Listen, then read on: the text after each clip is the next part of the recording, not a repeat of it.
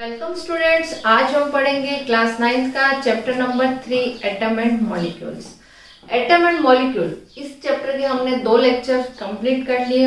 आज हम पढ़ेंगे how to form chemical formula. तो केमिकल फॉर्मूला कैसे बनता है, तो इसके लिए मैं अपना थोड़ा सा प्रीवियस लेक्चर रिवाइज करवाती हूँ। प्रीवियस चैप्टर में हमने क्या पढ़ा था, एटम के बारे में। What is atom?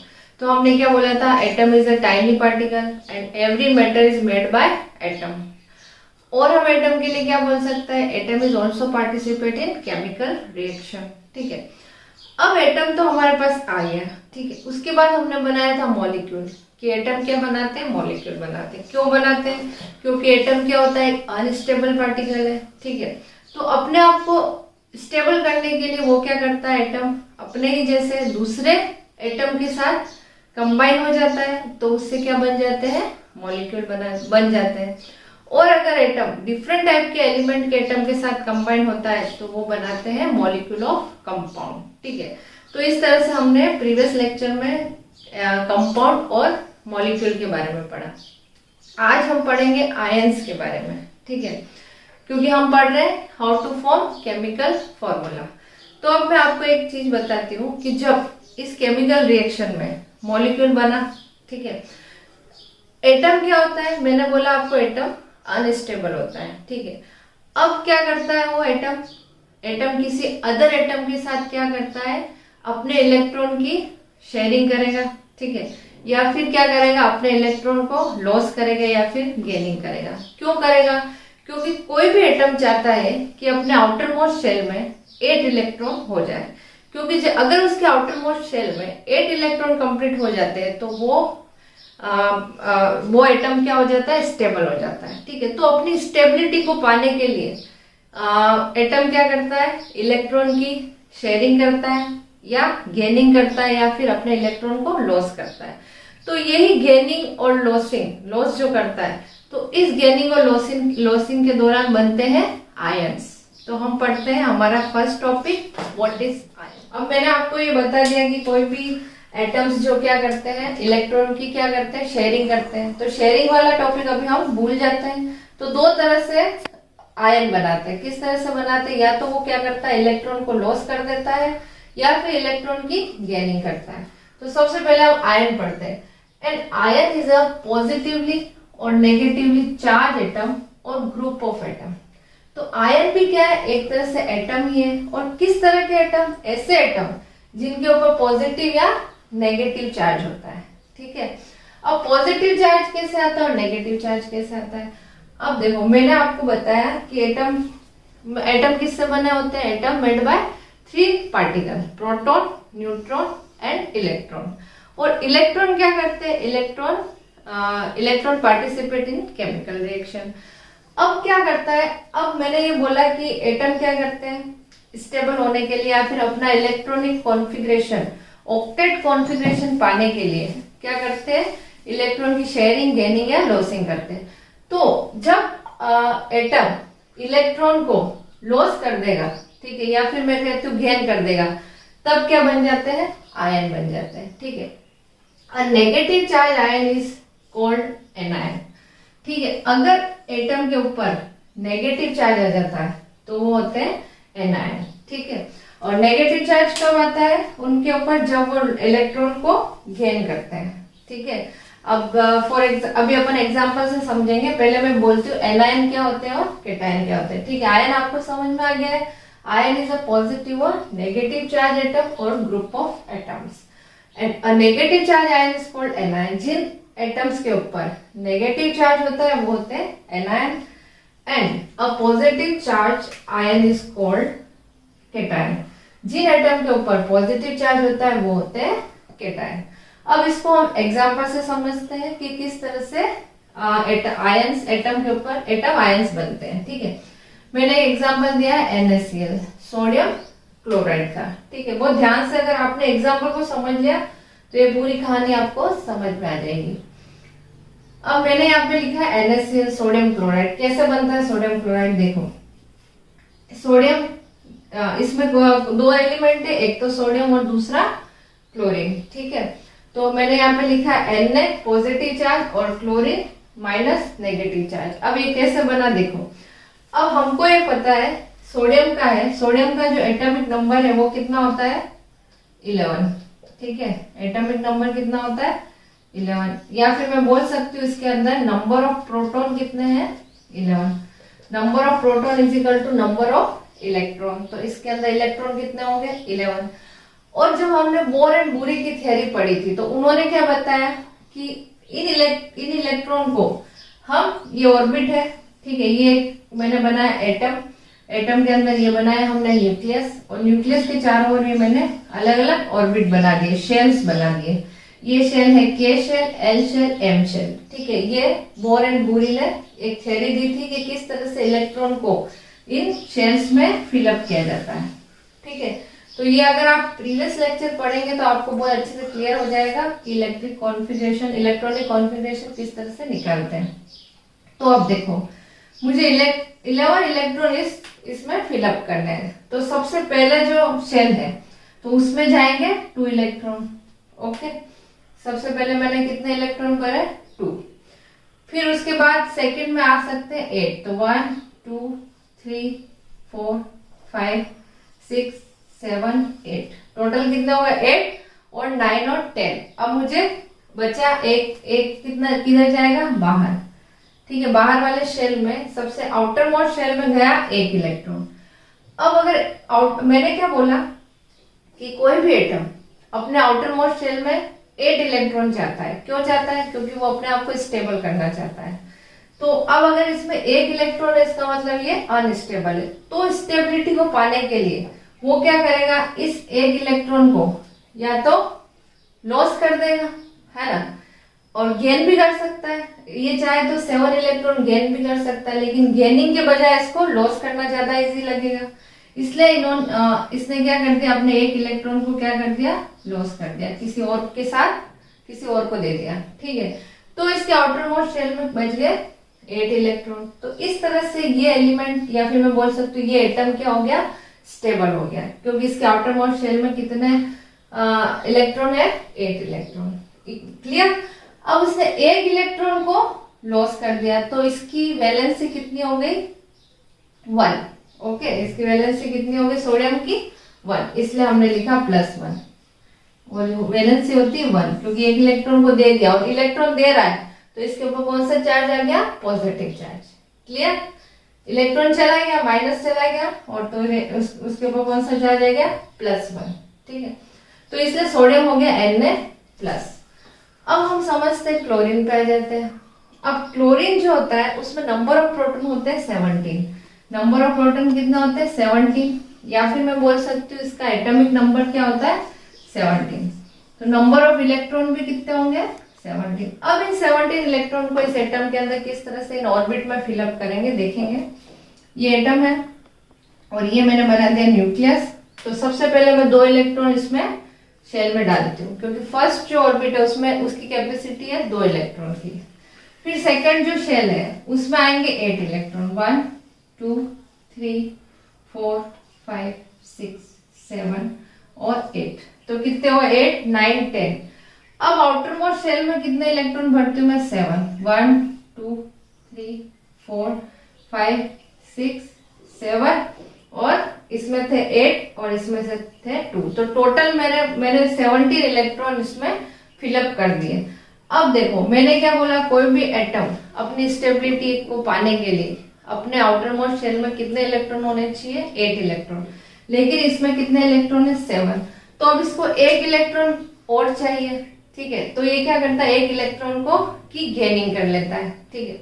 तो ये क्या बन जाता है, गेन इलेक्ट्रॉन को उसने ले लिया तो इसके ऊपर कौन सा चार्ज हो गया नेगेटिव चार्ज, और 1 इलेक्ट्रॉन को लिया इसलिए -1।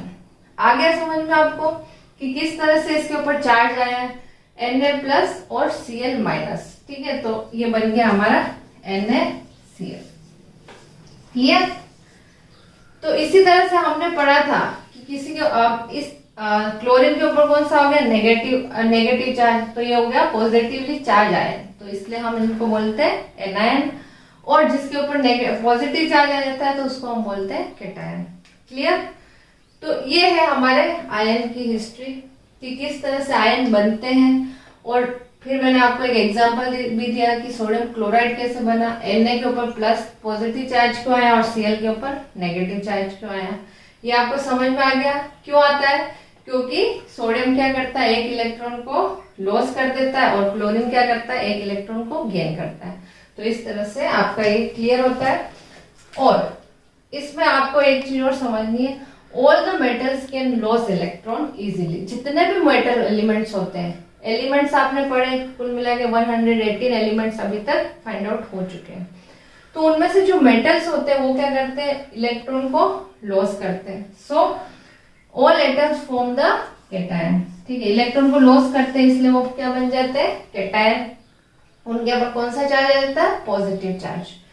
And non metal element can gain electron. जो नॉन मेटल्स होते हैं वो इलेक्ट्रॉन को गेन करते हैं। So non metals form anion, इसलिए उनके ऊपर आ जाता है नेगेटिव चार्ज। क्लियर, तो ये आपको क्लियर हो गया है।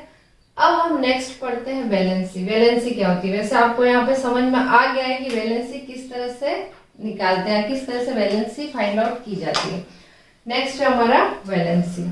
ये वैलेंसी भी हम प्रीवियस लेक्चर में या फिर मैं बोल सकती हूँ मैंने चैप्टर 4 में वैलेंसी आपको समझा दी। वैलेंसी क्या होती है, वैलेंसी है the combining capacity of an element. Okay, the combining capacity of element is known as it valency. Combining capacity means atom क्या कर रहे हैं, एटम किसी अदर एटम के साथ क्या करते हैं, अपने इलेक्ट्रॉन की शेयरिंग करते हैं या फिर गेनिंग करते हैं या फिर अपने इलेक्ट्रॉन को लॉस करते हैं। ये गेन करने की या लॉस करने की कैपेसिटी, किसी एलिमेंट के एटम की कैपेसिटी को ही बोलते हैं हम वैलेंसी।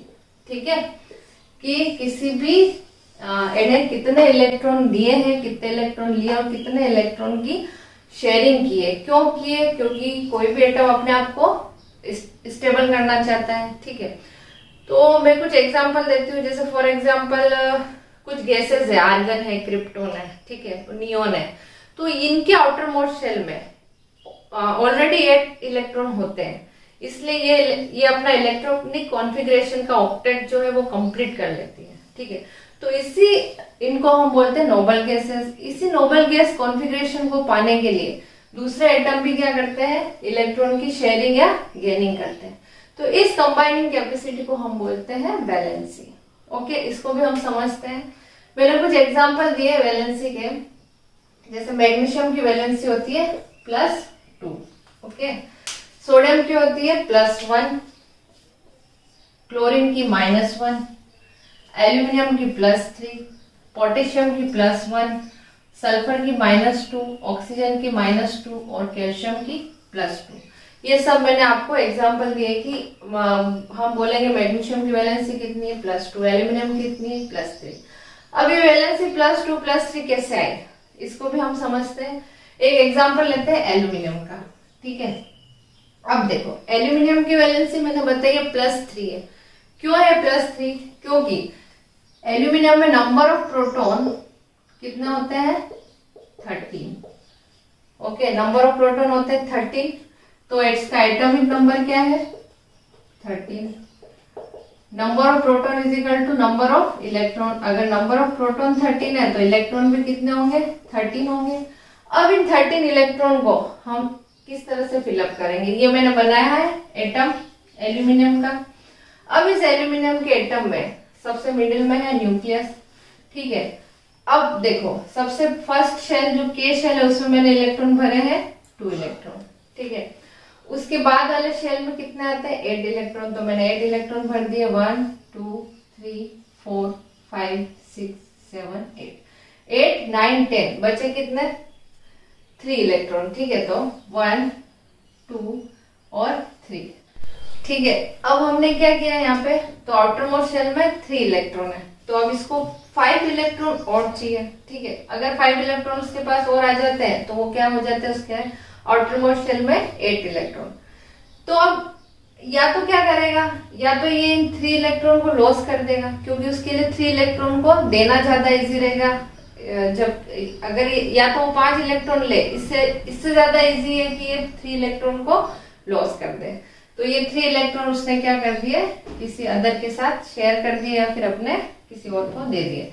तो तो उसके आउटरमोस्ट शेल में बच गए 8 इलेक्ट्रॉन। तो ये एलिमेंट क्या हो गया, या फिर मैं बोल सकती हूँ ये एटम क्या हो गया, स्टेबल हो गया।